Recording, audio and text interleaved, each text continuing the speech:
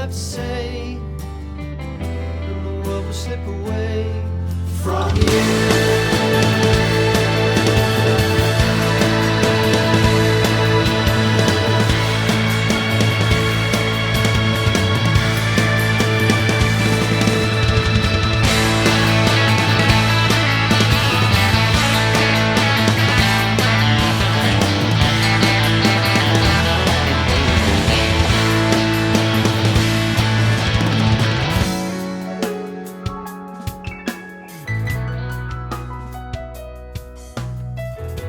The basic story or concept of the record just kind of boiled down to one sentence. It's about a woman growing up who goes to live in the city, very isolated, and she disappears one day and no one notices.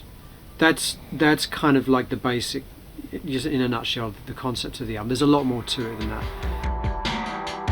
Sometimes we would head down to Blackbird's Moor to watch the barges on Grand Union in the twilight. She said the water has no memory.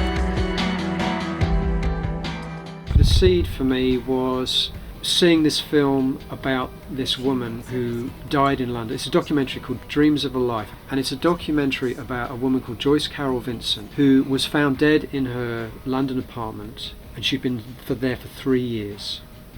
Now, what's really interesting about this story, and if you see the documentary, it's fascinating, is that your initial reaction when you hear a story like that is, oh, a little old bag lady that no one notices, no one cares about.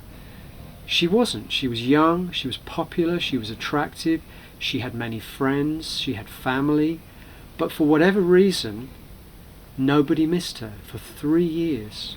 There was something about that that had so much pathos and so much to say about what it is to be living in the city in the 21st century.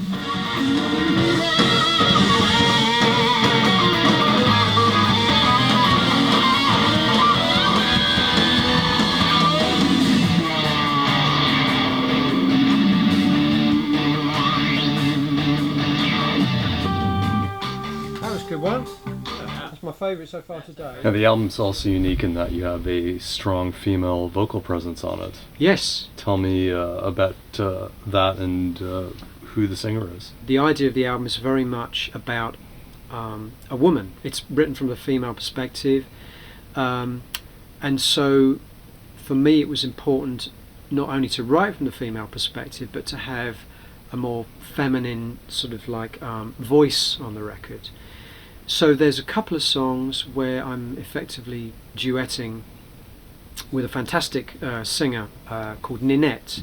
Amazing voice, very easy to work with, very inspiring singer. So she is like providing the female voice on this record, and some of the tracks are written completely, in the first person from a female, the female voice. The song Routine, which I mentioned earlier, and also a song called Happy Returns, they are written in the first person. So I felt that it was only logical to bring a female. Not all of the songs. It's kind of like I sing a bit and then she sings a bit, and I'm very happy with it. I wonder what people will make of it. It sounds great to me.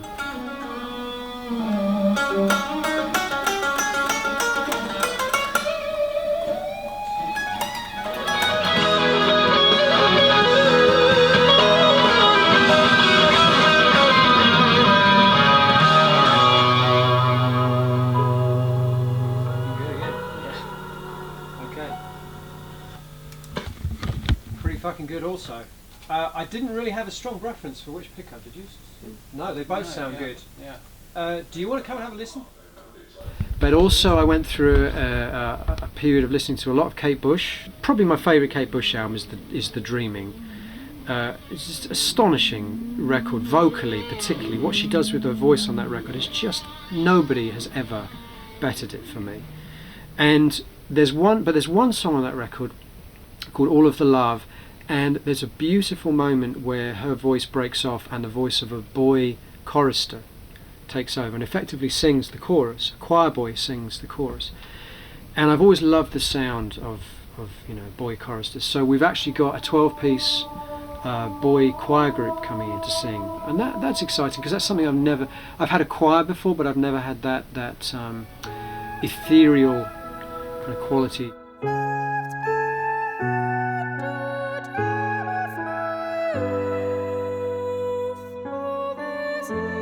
And there's also a part for a solo boy chorister, as in the Kate Bush track, on a song called Routine. So that's very exciting to me.